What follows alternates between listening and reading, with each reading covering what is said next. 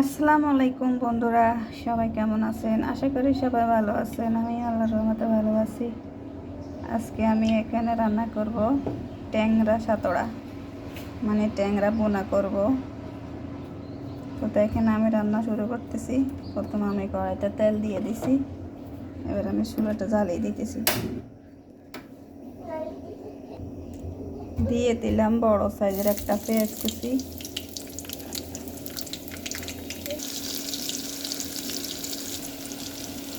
পেঁয়াজগুলো কিছুক্ষণ নেড়ে ছেড়ে আমি দিয়ে দেবো এখানে বাটা মরিচ। আজকে আমি বাটা মরিচ দিয়ে রান্না করব। দিয়ে দিলাম বাটা মরিচ, দিয়ে দিলাম আদা চা চামচ রসুন। আমার মরিচগুলো একটু পানি পানি হয়ে গেছে, ডিপ ফ্রিজে রাখছি তো এই জন্য পানি পানি হয়ে গেছে, কিন্তু কোনো ব্যাপার না। আসলে এই বাটা মরিচ দিয়ে মাছ বোনা করলে সেই মজা হয়, সেই স্বাদ হয়। দিয়ে দিলাম আদা চা চামচ হলুদের গুঁড়া, দিয়ে দিলাম 1 চা চামচ লবণ। সেই রকম একটা গ্রান বাইরেছে, সেই রকম একটা স্মেল বাইরেছে বন্ধুরা, বিশ্বাস করবেন নি, জানি না এত সুন্দর একটা গ্রান বাইর হয়েছে। এই বাটা মরিচ দিয়ে তরকারি রান্না যে সেই একটা মজা হয়। আগের দিনের মানুষেরা এভাবে বাটা মরিচ দিয়ে সবসময় তরকারি রান্না করতো, তাদের হাতের জোশে ছিল অন্যরকম। এবার আমি দিয়ে দিলাম কতগুলো টমেটো কেটে নিয়েছি, এগুলো এখন দিয়ে দেব। মাছগুলো আমি রান্না করবো এখন। কাদের এই মাছ পছন্দ কমেন্টে জানাইয়েন। আর আমার এইভাবে রান্না আপনাদের যদি ভালো লাগে আপনারা এইভাবে রান্না করিয়েন। সেই রকম সুন্দর একটা কালার আসছে, দেখেন বন্ধুরা কি সুন্দর একটা কালার, মাশাআল্লাহ অনেক সুন্দর। দেখতে তো মনে হয় অনেক মজা হবে।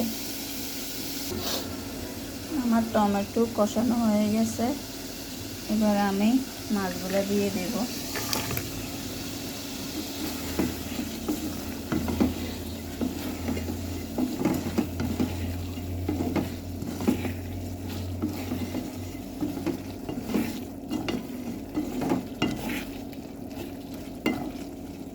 এইভাবে কিছুক্ষণ নেড়ে ছেড়ে কিছুক্ষণ কষিয়ে নেব ভালোভাবে।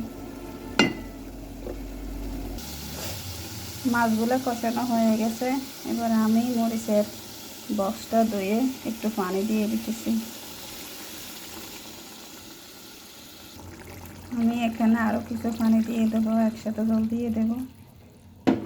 ব্যাস আমার তরকারি জল হয়ে গেছে, এই পানিতে হয়ে যাবে। এরপরে কিছু ধনিয়া পাতা দিয়ে দেব, বিলাতি ধনিয়া। তো দেখেন বন্ধুরা, এটা হলো বিলাতি ধনিয়া। এখন আমার তরকারিটা ফ্রাই হয়ে আসছে, এবার আমি ধনিয়া পাতাগুলো দিয়ে দেব। এত ঘ্রাণ এই ধনিয়াগুলো, অনেক ভালো একটা সেন্ট আছে।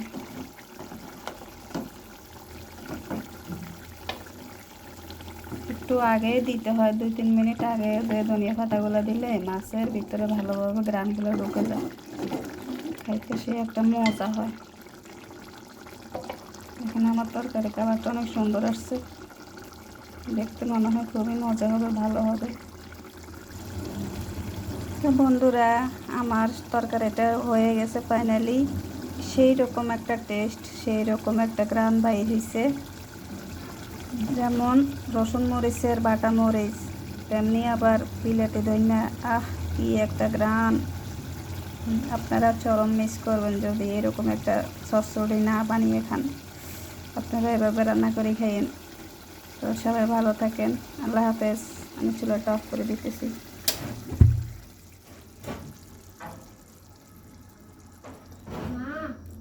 একটু একটু জল জল রাখছি যেন খাইতে একটু মজা হয়, যেন তোর ভাতের সাথে মেখে খাওয়া যায়। একটু সামান্য জল জল রাখছি তরকারিটা।